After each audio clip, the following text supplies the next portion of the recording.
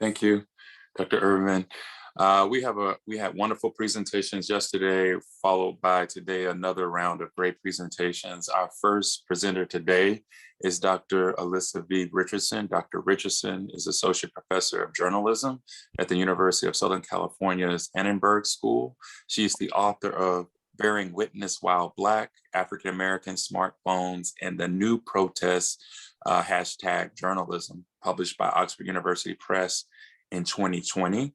She launched the first smartphone-only college newsroom in 2010 at Morgan State University in Baltimore. Her presentation today is titled Cancel Culture as a Practice of Marginalized Communities. Comments will be offered by Dr. Rodney Bates. Dr. Bates is Assistant Professor in Women's and Gender Studies and Director of the Center for Social Justice at the University of Oklahoma. And I will say Dr. Bates has also been a leader at the University of Oklahoma in relation to student activism and protest. He's been a mentor for many students in a wide variety of different circumstances, very important presence on our campus for many years. His research and practice speak to the need to fully include marginalized students in higher ed decision-making, curriculum development, and the day-to-day leadership and operations of our institutions. With that, we will turn it over to Dr. Richardson. Good morning, everyone. My name is Dr. Allissa V. Richardson, and I'm greeting you from sunny Los Angeles, where I'm an associate professor of journalism at the University of Southern California's Annenberg School for Communication and Journalism. So very long name, but my talk today explores cancellation as a practice of marginalized communities. And my new book from MIT Press is entitled Canceled: How Smartphones and Social Media Democratize Public Shaming. And I want to share with you some trends that my students and I found during our 3-year longitudinal study, and also want to discuss how the left and the right have been talking about cancellation in completely different ways, and how these nuanced differences really threaten all of our democratic freedoms that we currently enjoy. But before I do all of that, just a little bit of housekeeping. I like to cite my sources heavily. So throughout my presentation, you'll see a little red link in the lower right-hand corner of the slide deck. You can click those. I'll also drop a link in the chat for the presentation so that you can look at those on your own time, so you can see who I'm quoting. I also have longer and larger segments of videos that probably would take too long to view in their entirety, but give good illustrations of some of the phenomenon that I'm discussing. And so you'll see those in there as well. So I can share those with you all. Let's see, I'll drop that in the chat, drop the link to the presentation in there. And then let's see, I need some co-host permissions though to be able to share my screen. That is all set. Thank you. All right, so let me know if you all can see this here. And make it really big. These things tend to be kind of small on my screen.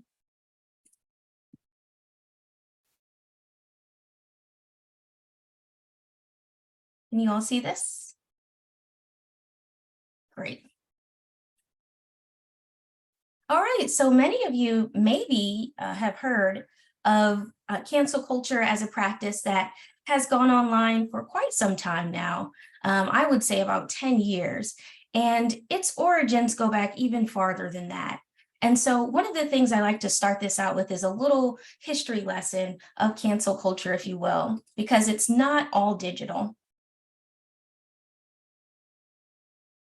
If we think of the earliest forms of cancel culture, they were fictionalized in shows like the Game of Thrones, where we see Jon Snow in the closing shots of the show as it's ending, being banished or isolated to the farthest northern tips of the community. And it is a victorious send-off, but a sad one, because he has just vanquished someone very, very reluctantly. And in doing so, has really doomed himself to be here forever and ever. Also, we might think of cancel culture recently in terms of comedy. We think of a lot of comedians who are saying, it is getting so difficult to do my job now because I can't offend anyone. And offense is one of the things that usually gets people's attention and gets them to discuss a particular phenomenon. Well, the origins of the word cancel culture are being debated all of the time, but one of the earlier ones is from this 1990s era film. If you're a 1990s baby like me, you remember this film, New Jack City, where Wesley Snipes' character, Nino Brown, says, "Cancel this expletive, I'll buy another one." And she's angry at him because all the violence that he wrought has killed children in the community inadvertently. And she's screaming at him, trying to get him to recognize the error of his ways. And this misogyny that's featured here just basically shows how disposable he believes her to be. And then this word cancel repeats itself in a Lil Wayne lyric where he references, "I'll cancel her like Nino Brown did." But cancel culture, as Dr. Meredith Clark lets us know, is not just what Nino Brown did, and it's not just what Jon Snow experienced in Game of Thrones.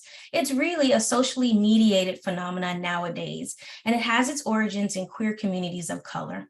And usually it's been a practice of Black women who are signifying or calling out people. And it's been mistaken for a mob mentality where people are glomming on top of each other and just piling on to get rid of someone. But really, Dr. Clark says it's more than that. This is a critique of a systemic inequality that folks are going after. It's not just a specific individual transgression most of the time. Dr. Richardson, I'm going to stop you for just a second because in the Q&A, someone posted that they cannot see your slides. Oh, okay. As a panelist, I was able to see them. And yeah, okay. we can activate, we'll get the chat activated for participants. All the settings that we set up yesterday, even though it's the same webinar, we've had to reset. So sorry about that, folks. No worries. Okay, I'll restart it. Stop the share and go back in and see if this helps here.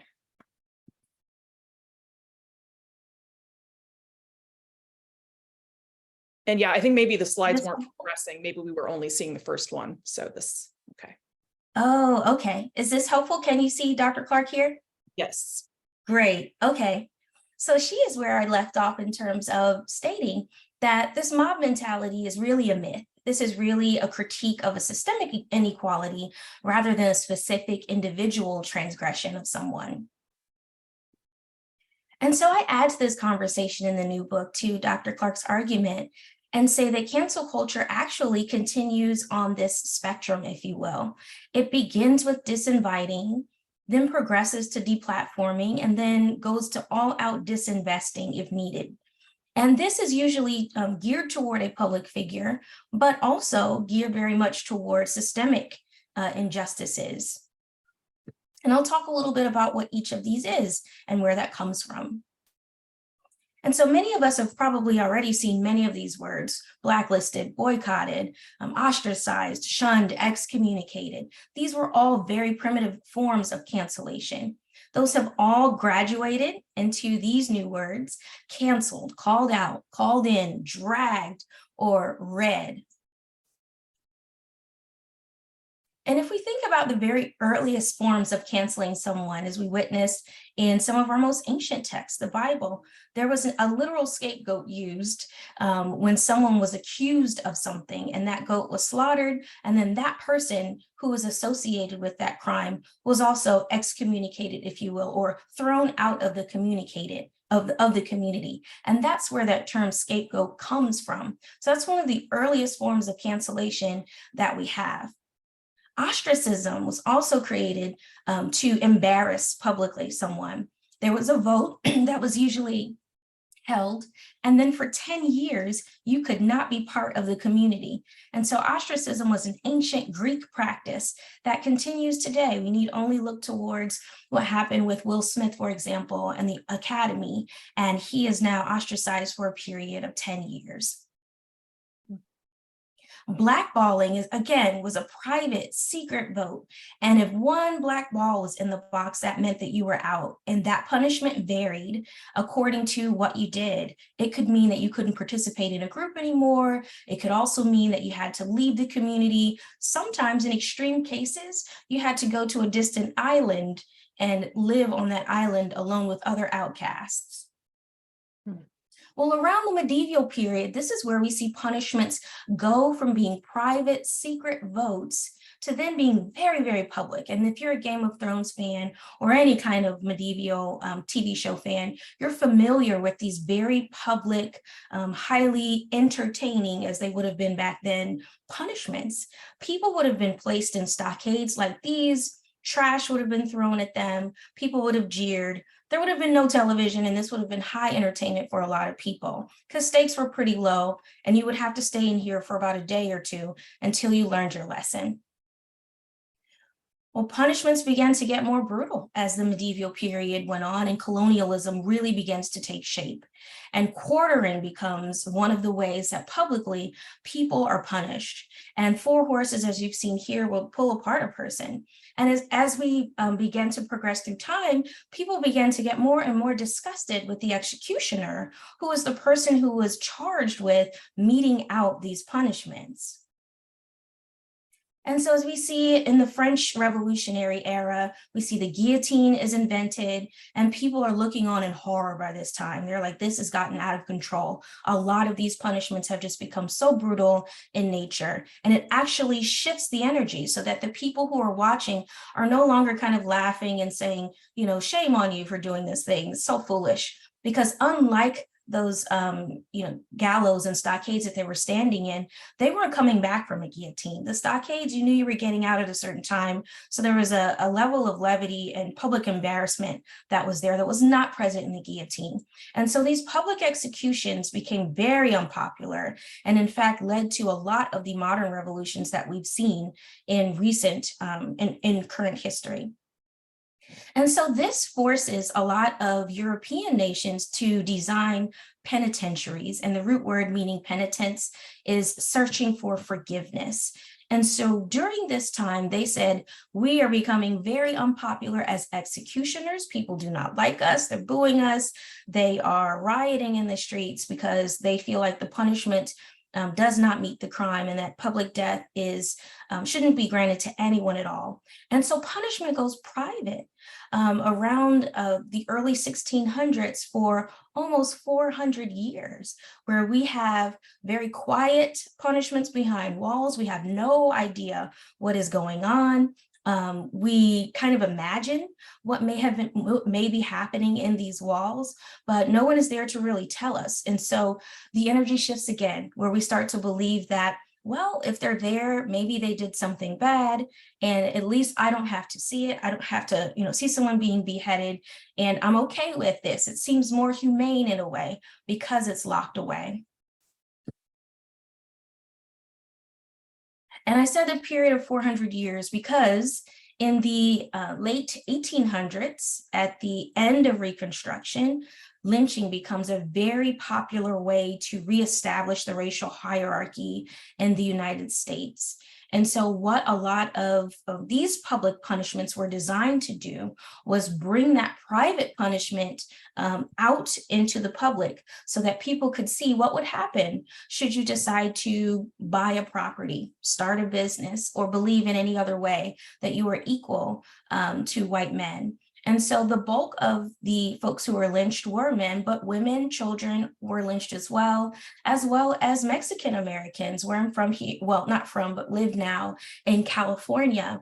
They had not only Jim Crow laws, but Juan Crow laws, where Mexican Americans would have been lynched publicly too. And so we see this shift from this extrajudicial punishment being very, very public and people falling in line with a lot of the hierarchy that's trying to take shape in the country.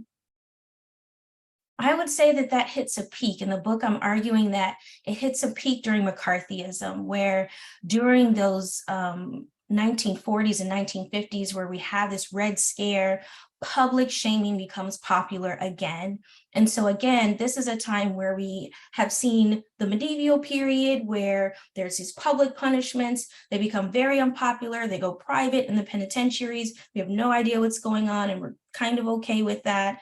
And then lynching arrives here, if you will, here in the United States and becomes just for a certain subset of our population. But McCarthyism truly scared everyone. That wasn't just for Black folks and brown folks, right? This was for everyone. And McCarthyism could have claimed your job. It had neighbors telling on neighbors and people, making sure that they weren't on any kind of blacklist. Also, this is the formation of COINTELPRO, where we have FBI overreaching and really doing a number on spying and watching and extending this power to create these huge dossiers on civil rights figures and other people who are attempting to stand up for human injustices. And so during this time of McCarthyism and into its nadir, everything has traveled from the powerful to the powerless. All punishments have gone from top down. This shifts with the internet. With social media, we have punishments and cancellations that now go from the bottom up. And now you begin to see why this has become such a problem, because why would the elites want that?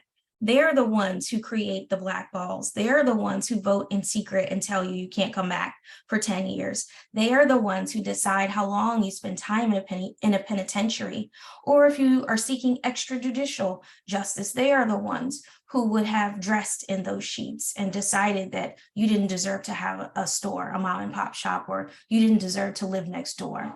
Cancellation, especially by historically minoritized communities, attempts to wrest that power back and say, no, since the beginning of this country, we have gone along with this hierarchy and we don't want any parts of it anymore. And Moya Bailey in her book Misogynoir talks about our world needs to be recalibrated and rebooted such that people, particularly those multiply marginalized, are valued more than profits. And this is one of the key ideas that I center in the book, is that a lot of the marginalized communication that we saw on sites like Twitter really sought to do this. They sought to recalibrate who has the power and who can mete out punishments when behavior is bad. And so these are the three most common forms that my students and I found. What we did is we gathered a gigantic list of more than 200 people who'd been canceled between 2000 and 2020 and 2023. So for a period of 3 years, we looked at who was canceled, why they were canceled, what their gender was, and one of the things that, what kinds of punishments were meted out towards them. And what we found most common is that the slap on the wrist is the disinvitation that I'll talk about. Deplatforming is also the next step, where you take away someone's ability to have a megaphone, if you will. And then if that doesn't work, disinvestment is something that we're looking at in terms of completely taking away their livelihood. And so for a lot of folks, that seemed like a really harsh punishment, and that's where a lot of the attention focused. But we found that a lot of people bounced back from these so-called punishments, but I'm getting a little ahead of myself. So a disinvitation is the formal withdrawal of a request for a public appearance. And it's designed typically to shame an offending party into an apology or a retraction. And so in the slides that I'll share with you all, one of the most famous instances of this is when Kevin Hart was invited to be the MC for the Academy Awards. And a lot of people went back to some of his earlier stand-ups and they said, wait a minute, he has a segment in there that's hurtful towards the LGBTQIA community. And it talks about his son's first quote unquote gay moment. And in it, he was asked to apologize. They said, you can host this if you apologize. And he said, well, if I do that, then I have to apologize for a lot of different things that I've said over the years as a comedian. And then the apology, although it came in the form of him appearing on Ellen, which is in this clip here, that you could see a little bit later. It was a little too late for Kevin, and the invitation was rescinded. And so that disinvitation sent a signal throughout the elites that if you are using language that one finds offensive, there possibly would be a disinvitation if an apology isn't offered swiftly enough. And so that is one of the things that we notice most often, is that a lot of the times the disinvitation is kind of the warning to the elite person. In the very beginning, of our study in 2020, apologies were very slow, if at all. And most surprisingly, 80% of the apologies came from men, and the women did not want to apologize for the things that they said. And we thought that that was very surprising because historically and sociologically, women are trained to be polite and all those kinds of things. But women were more, by and large, more likely to be like, I said what I said, and that's it. And the men were like, okay, wait a minute, I probably need to rethink how I said something. And this brings us to why these kinds of cancellations were important. Eric Darnell Pritchard argues that there's a literacy normativity that occurs when one is using harmful language. And basically what they're arguing is that some kinds of language and sense making and codes that we use to describe certain people can inflict harm. And whereas they may have been funny in the past, or certain terms we use may have been acceptable in the past and normal in the past, there comes a time where queer individuals have to carve out a space and say, this is no longer okay to say. And in doing that, they are arguing that queer individuals often participate in restorative literacies, where Black queers especially employ this as a means of self-definition, self-care, and self-determination. And so some examples of this would be calling oneself a queen, right? A queen is a highest, most honorable title of someone who is, in command. And so being able to repurpose that word to give credit to Black queers, especially Black queer men, is what Eric Pritchard is arguing is a restorative literacy. And so bending language and using words to give peace back to people who have experienced great pain is some of the work of what cancellation does. And that's definitely what we observed in many of the cancellations that centered disinvitation. Usually folks were calling it out because they were saying the words you're using historically were used right before someone was killed, or these slurs that you're using or the way that you're describing something is no longer okay because it makes casual the racism or misogyny, and also makes violence against these communities very, very normal. I also like to add on to that one of my favorite articles around these kinds of ideas written by Dr. Davis focuses on fierce literacy and really calls out the fact that a lot of what we saw in the last 10 years on Twitter, especially in terms of like cancellation language, was fierce literacy that came from Black queer people's languages. And a lot of things like slay and shade and all of these words are so casually used online now that we sometimes forget their origins, that they began in Black and brown queer communities. And so a lot of folks forget that. And when they use it, they just think this is just internet language, right? And so a lot of cancellation also tries to talk back to some of the harmful language that's been used and say, we're going to use our own tongues to describe certain things, and we would appreciate it if you give us credit. And so a lot of the work of cancel culture in the last 10 years has also sought to name scholars or name the originators of internet phenomenon. And so, for example, if you see TikTok dancers online and they're arguing and saying, this particular Black teenage girl made up a dance, but the white dancer is the one who's getting all of the endorsements, and the algorithm is pushing the Black dancer back. That is a form of fierce literacy, and it's a cancellation that is not calling for the young white girl who is dancing to stop dancing. It's actually calling for you to elevate the Black girl and acknowledge her creativity and originality. So that's a form of fierce literacy that is a cancel culture. And if that is not recognized, or if that is not appreciated or elevated, that's when disinvitation occurs. We've noticed that when people don't practice fierce literacies, or they dig in their heels and say, I don't care who created it, I'm just gonna, do it because I think it's cool. That's when those fierce literacies pop out and people tend to get disinvited from things. That next level is deplatforming. And deplatforming is pretty serious. It means that if we've disinvited you and we've called you out and we've told you some of these literacy normativities and how they harm, and you still don't try to engage in any restorative practices, then we're going to call for you to lose your platform. And so this looks like Mute R. Kelly, for example, where R. Kelly, an R&B singer who had abused Black girls for more than 30 years, they called for radio stations and streamers to deplatform him, stop playing his music, they said. And this is a removal of a person's chief means of communication after a violation of social norms, right? And this is also really, again, hinging on hate speech toward others, because allowing that to spread to people who are calling for the cancellation is something they find very, very troubling. And so deplatforming is something that we witnessed a lot, whether it was Roseanne Barr losing her sitcom because she called Valerie Jarrett, the former chief of staff for President Barack Obama, an extra from the Planet of the Apes. That caused her to be deplatformed, and the show went on without her. And that was a very swift judgment that happened because, again, the apology didn't come. Sometimes apologies, when you get to the deplatforming stage, they come very flat. So we've found in our research that if you apologize in the disinvitation phase, in the beginning of the calling out, it usually works out better for you.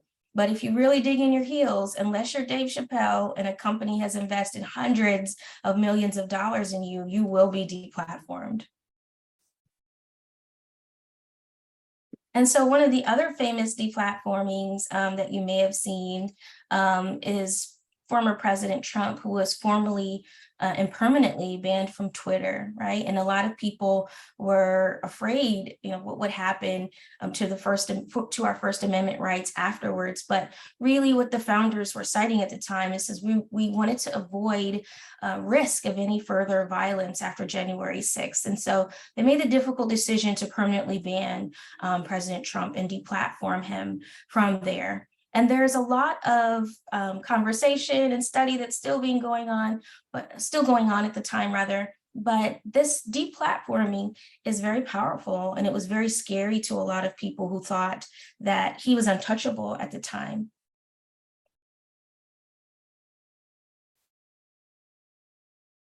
And so this leads us to our very last form that we observed. And this is usually the most extreme form of cancellation, and it's very rare. And it rarely sticks for the very wealthy and very powerful. A lot of folks do not want to use this method of disinvestment. And it's the Black feminist tradition of withdrawing financial support for a problematic person or business entity, right? And so disinvestment really calls for an all-out removal of one's financial resources toward another.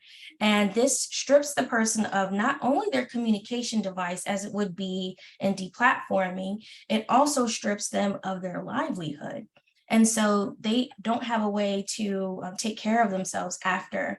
And we notice that this doesn't really happen to, quote unquote, us regular folks. It doesn't really happen to the wealthy. It happens to regular folks most often. And if we think about disinvestment, I call it a Black feminist tradition because one of the most famous disinvestments in modern history is the Montgomery bus boycott, which lasted for an entire year. And it wasn't just led by Rosa Parks. It was actually led by a group of Black women professors in a nearby Alabama university who organized for many years to figure out how they could get all of the African Americans in the region to give up riding the bus until the buses could be integrated well and people could sit wherever they want to sit on the buses. And so during this time, we see disinvestment being used to really cripple the economy of a local city. And in the very first rideshare Lyft model, Uber model, African Americans were sharing rides if they could with each other to get to work. They were walking long distances to get to work. And Rosa Parks famously said, "I don't believe in gradualism. We have to hit people quickly and we have to hit them in their pockets, basically." And so later, if you want to, I have some clips here that explain how the Montgomery bus boycott in numbers really brought the transportation in that city to its knees, and eventually allowed Dr. King, who rose from that time, to be one of the foremost speakers of that era. And so the boycott is a disinvestment, right? But how do you get a boycott going in the digital era, where Dr. Williams says that Black folks have made memes, and these Black memes have served as surveillance and clarion calls often for disinvestment of someone or something. And usually when Black folks have made these memes, they have, again, been trying to push that from a less powerful position upward to shine a light on how people's behavior may be harmful or even deadly. And so this Karen phenomenon that we kind of joke about these days is actually an outgrowth of Black folks making memes and surveilling their environment so that they will know when there's a threat to themselves or their children. And so we've seen some of these with the barbecue Beckys, for example. And the Karen is a pejorative term for a white woman who's perceived as being entitled or demanding beyond the scope of what is normal. And hyperbolically, we kind of see jokes about it online where people are saying, I want to speak to the manager, or those kinds of things. And this is a very pedestrian definition that most people would encounter. But I encourage us, as we think about cancellation, to go deeper than that. What people, especially marginalized people, are attempting to cancel in moments like these, where you have a barbecue Becky who's saying, I have all of these Black people in the park and they're barbecuing and it's dangerous and I feel threatened. And behind you, you see four. Again, this is mired in a history that is more serious than just someone who becomes a meme and gets pasted in different places, right? This barbecue Becky, as well as this woman, this particular Karen, if you will, who called police on a Black girl selling water, are weaponizing police in a way that could be deadly for Black folks. So if we look a little bit deeper under the surface, these people are engaging in behavior that could possibly cancel the life of a Black person. And so doing that and sometimes engaging in hyperbole to get the police to come out, as we saw with Christian Cooper and Amy Cooper when they were in the park, in Central Park. She impersonated someone who was in great danger and almost strangled her dog in the process. And in doing that was attempting to cancel Christian Cooper's attempt to regulate where she and her dog were enjoying the park, and they weren't supposed to be in that section. But again, the immediate reaction of Amy Cooper was like, you don't check me, I check you. You don't tell me where to be in the park, because presumably you are Black. And that is something that, again, has not typically been de rigueur in our country, right? This has been something that Black people have not been able to do, is control the movements of white people. And so again, when we think about what cancellation really looks like these days, and we think about these memes and how they've emerged, it was attempting not to cancel the women specifically, but it was asking, please consider how these kinds of behaviors in the past, especially when one lies, have cost Black folks their lives. And this disinvestment ended up being a curious byproduct of this, rather than us having a broader conversation about how we might protect folks in public when they are encountering each other across these racial lines. It became, find this person online and where do they work, and let's get them fired. And that disinvestment is what led a lot of folks to have pushback against cancel culture. And I would say that's kind of when it reaches its peak, is around 2022 or so.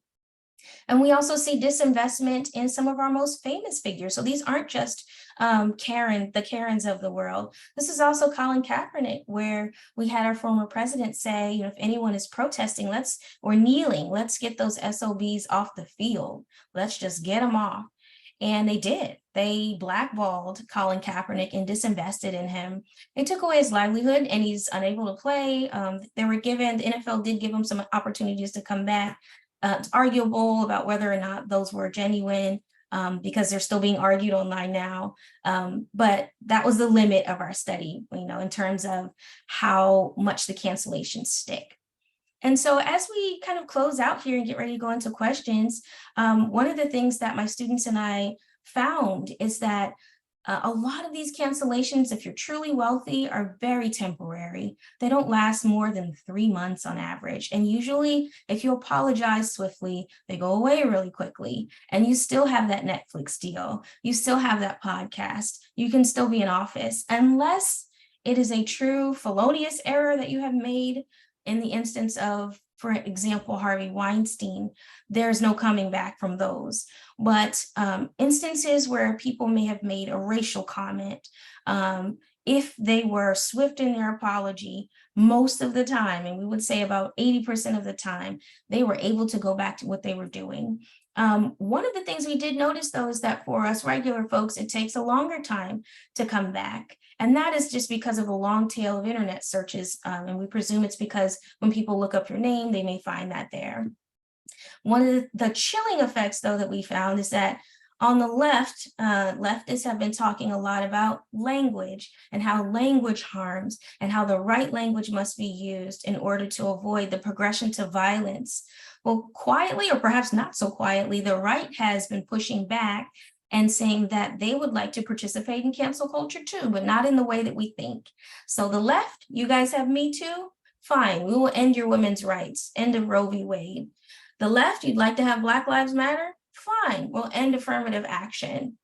The left, you'd like to chant, yes, we can. We will strip down voters' rights. And so this back and forth, those are the true cancellations that are very chilling and concerning at this point in time. It's because after coming to the conclusion of this study, I began to realize we may have been talking about cancel culture in all the wrong ways. We may have been so focused on what words to use and making everyone feel comfortable and politically correct, which is necessary, but we may not have been paying enough attention to what a packed Supreme Court in a conservative way could do to a lot of these freedoms, and how cancel culture may look like the end of a lot of the freedoms that we've had before.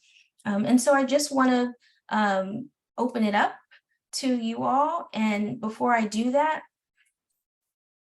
dedicate the presentation to Emmett Till and his mom, Mamie Till Mobley. One of the true cancellations that sticks with me and in a lot of my work came from a lie, right? And Carolyn Bryant, who some on Twitter have called the original Karen, lied about him whistling to her and admitted it, and recently just passed away and was able to live a full, long life into her 80s. But Emmett, as we know, wasn't. And so a lot of these cancellations don't occur the way we think. They're not always a Netflix show that we're talking about. We're also talking about lives cut short because of historical practices of lying. And so I also wanted to point out here before we go to questions that one way that Black people fought back when Emmett Till was murdered was ostracism, and that Black people stopped frequenting the grocery stores that the Bryant and Milam families owned. And so again, throughout time, we are seeing marginalized people using cancellation, disinvitation, deplatforming, and disinvestment as the key forms of cancellation. Those haven't stopped. And I believe that shift in power from it going from top down to bottom up is what caused all of the drama that we see today. Is that was not ever supposed to be designed to go that way, but it has, and here we are. So I want to go to our discussion with hashtags as meeting rooms and get ready to talk to Dr. Bates about how do we continue to have these kind of conversations where we allow language to be discussed and shaped so that people feel safe.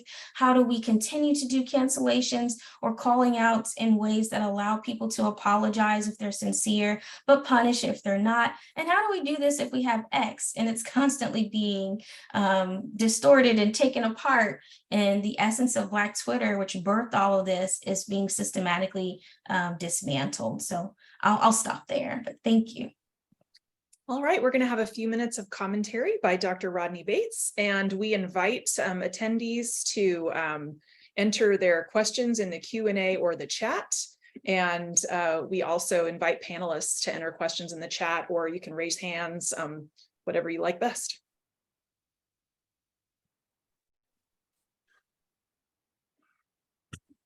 Okay, good morning. Can everybody hear me? Okay. If you've never heard my voice, this is my voice. I am a very raspy individual, so I will try to speak up if you cannot hear me, but just let me know.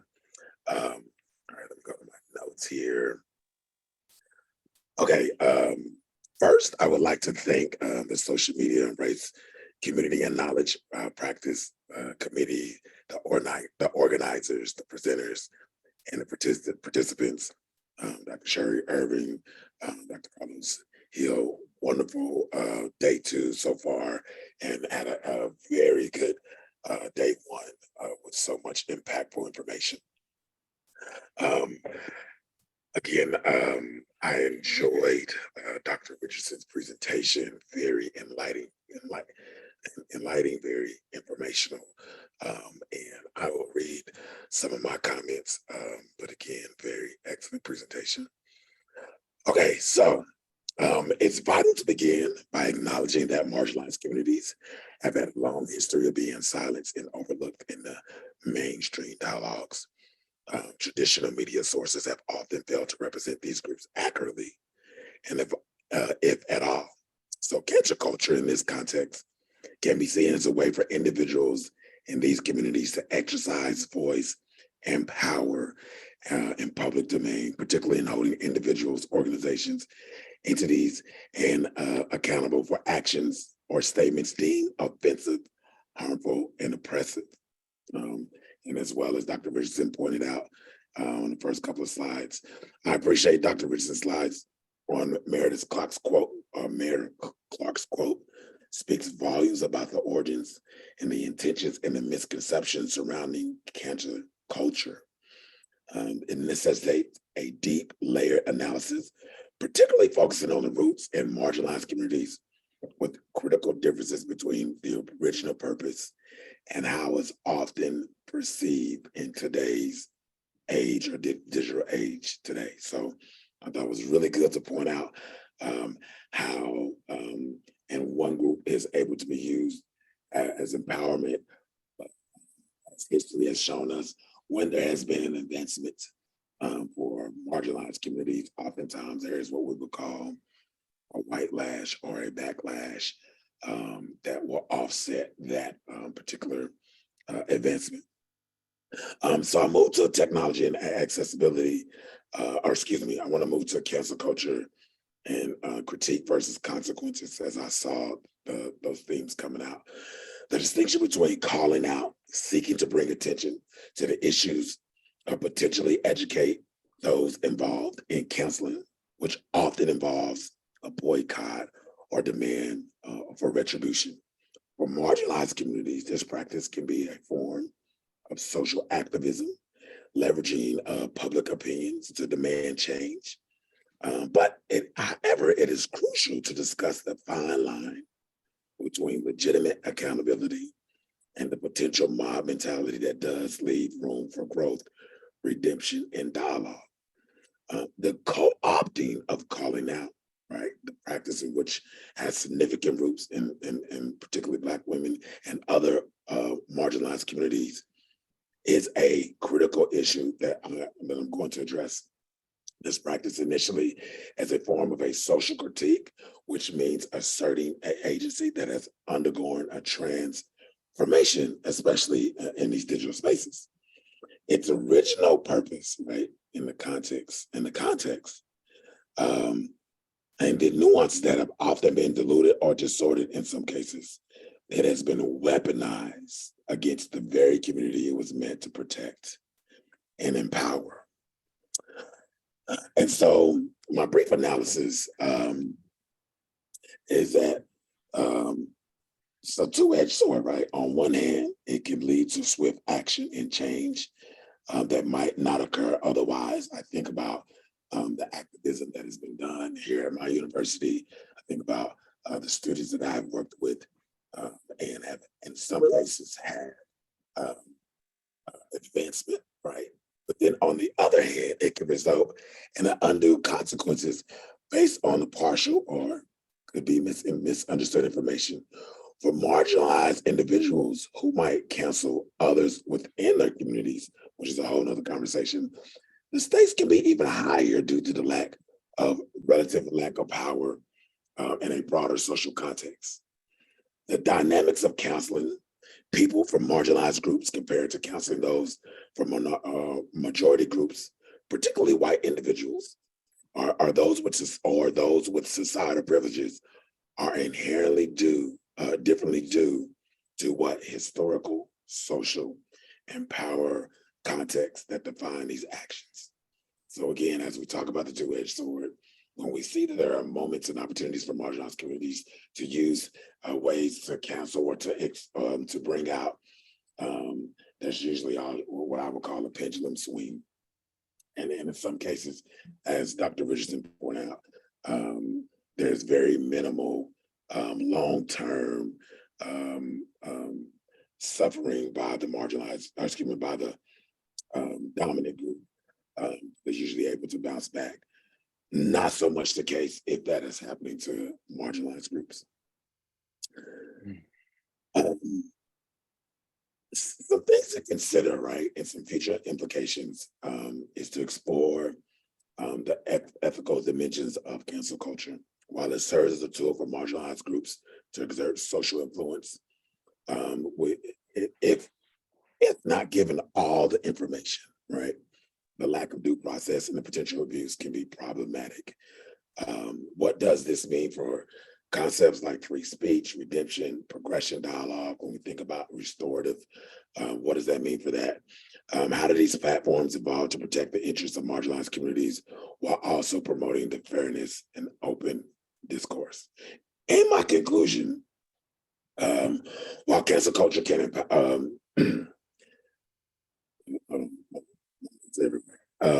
the goal for moving forward should not only be about only counseling, but also about educating, reforming, and building inclusive platforms to foster healthier, productive conversations.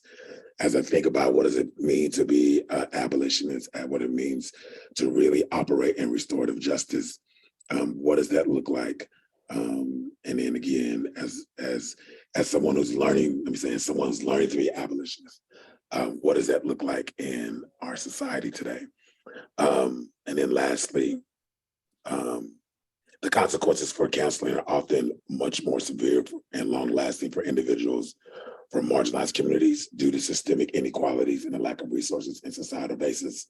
There's a need for more nuanced conversation around accountability, yes, especially in public discourse that recognize these disparities to work towards justice that is restorative rather than solely punitive. And again, I really want to thank Dr. Richardson for really pointing out what is really being canceled when there is a progression to bring out something that has been done by groups or an individual.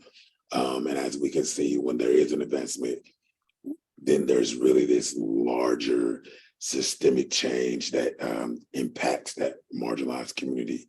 And so, yeah, I will close there and open it up for questions.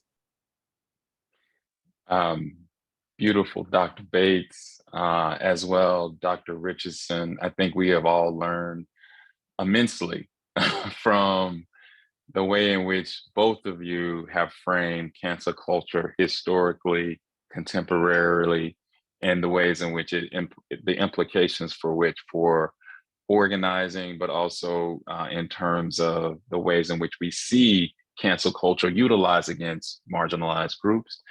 I have so many questions, but I know we have a sizable audience and there are questions from them. Please, if you will, add your questions to the Q&A or the chat feature. We can read them in either place. While I give the audience a little bit of time to think about a question, add one to the chat. I just want to ask both of you to maybe respond to this, because I think you both can. But I want to start with you, Dr. Richardson. You started with something really interesting, historicizing cancel culture connecting it to my area, or one of the areas that I studied, the history of lynching and racial violence. Can you talk to the audience again? I know you said this, but I want you to maybe re-say this, because I think this is truly about memory too. Why is it so important for us to remember the origins of cancel culture begins, and what Dr. Steele would say, the shadow work, the shadow places online, and that once they are removed from that place, they can get co-opted, right? By, so it begins in counter publics, but then is co-opted, let's say, by white supremacist publics, and utilized to harm marginalized communities. Why is it so important for us right now to remember this? Why is it so important? And I want Dr. Bates as well to respond. Yeah, I think remembering who is doing the punishing is really the crux of this whole issue of cancel culture. And that white lash that Dr. Bates talked about is so evident when everyone began to think in 2020 that we were having all of that shadow work come to the fore, and that shadow archives, as Ida B. Wells called them, were now being called to the fore. And you have teenagers who are using their cell phones to record Mr. Floyd's last moments. You then have a very public punishment that is meted out against him, and a young person recording it to make sure that we don't forget it. She's making sure we remember it. And she's doing work that her ancestors could not do. They could not look in real time. We think about during slavery, slaves had to look, enslaved people looked away when someone was being punished, unless they were told to look, lest that could be you. In lynching photographs that we have, you don't see Black people in the margins of those, right? We were likely fleeing 300, 400, 500 people at a time. Now, though, the technology allows us to remember who did these things. If you look at journalism, which is my area, one of our biggest failures is that some of the historic newspapers would say these folks died at the hands of persons unknown when talking about lynching. And they say, oh, we just don't know who did it at all. We can't say that today. We know who Derek Chauvin is, right? Because Darnella Frazier was brave enough to record him. So she's doing some heavy lifting, some heavy Black witnessing, and calling for his cancellation, right? The cancellation of a lethal form of police interaction with the community. And so when a lot of, going back to what Dr. Clark writes about in Drag Them, a lot of the calling out is for systemic injustices, for racism, for police brutality, for misogyny, in the case of Me Too, sexual harassment. And immediately in 2020, just as we're getting hopeful about finally getting the message through, the white lash comes, right? And we start to see this immense crackdown in the forms of laws coming from our highest courts, from the Supreme Court, to cancel any progress that had been made during that little brief window of time. So right now, it reminds me a lot of what I've learned about Reconstruction, how short and swift it was, and how lynching needed to become the practice of the day in order to reinforce that racial hierarchy. And if we remember that that is the format and that is how this country was organized and how those hierarchies were reinforced, then that memory, going back to your original question, becomes so essential. And that's the work of cancel culture. It's not always just to get an individual fired or get them deplatformed. It's for us to remember, hey, we've been here before. We've seen what these injustices look like, and when allowed to progress for hundreds of years, who they harm. And marginalized communities are not, willing to take a gradual approach anymore. We had to wait 100 years to get an anti-lynching bill passed, right? And folks are not interested in waiting 100 years for justice now. Thank you. Dr. Bates, do you want to add something? Just briefly, thank you, Dr. Richardson. That was wonderful. The memory. This reminds me of a story about Gertrude Perkins, who was very instrumental, really igniting, civil rights. Right here, I want to have a within story and then kind of a without story, but the within story of civil rights is this conversation that Dr. King and them started it. And I'm like, really, this was on the backs of Rosa Parks and Gertrude in terms of what happened. And Rosa Parks being a social justice warrior to push that. And if that is not documented, then the stories will catch on, by someone else told differently. So we do need to have these remembrance and these documentation and not necessarily to be reminded of trauma, because I understand being reminded of trauma as a critique. But I also think it's important that if a generation that's too removed doesn't understand what has happened in the past, then it's hard to make those connections, and history just often repeats itself. So I think it's important for always to have that. I think about the students at OU, the regimes that have passed through, and I say regime, the students that have passed through from year one of activism to now.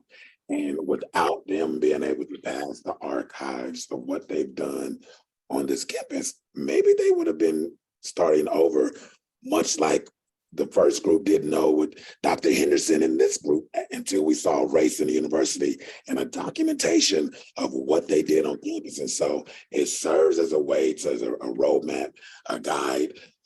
We need to remember so we don't, one, save time. and two, as Dr. Richardson said, people are not interested in waiting decades for change when we've been championing change for the last 600-700, umpteen years. Thank you, both of you, for those wonderful responses. We have only about less than 60 seconds, but we did have a question come in during this time, and I want to ask and give you a chance to answer it. And it asks, outside of higher education, where else can these opportunities to learn and discuss be accessible for community members? What are your ideas on the best places to learn about these things? And Dr. Richardson, if you wouldn't mind just taking a stab at it. Sure. I would say the best places to learn about cancel culture are from the aggrieved groups themselves. They're usually very clear about what they're championing or what they're calling for a cessation to. So I think that listening to those who traditionally have not been amplified is very important. That's why a lot of the work that I do with my students goes into communities, not parachuting in, but really working alongside them to report in the newsroom. And I think that when one has questions about a specific phenomenon, usually the person who is hurting most is fortunately now with technology most vocal. So I think it's okay to reach out and ask questions if they're in a posture to teach. All righty. Well, again, Dr. Richardson, Dr. Bates, so informative. This has been a wonderful session. Thank you, thank you, thank you. We're gonna stop because we are at time. We're gonna pause and take a break until 11:15, about 9 minutes or so. And so just take a short break. And if you can come back at about 11:15, our next presentation with Mariana Ortega on carnal light and border crossing will start at 11:15. Dr. Irvin, do you have anything to add before we take a brief break? That's 11:15 Central, 12:15 Yes. if you're in the Eastern time zone. I'm sorry. 15 Yes. Pacific, no worries. But 1/4 in about 9 minutes. Well, thank you all so Yes. much. Thank you. Thank you.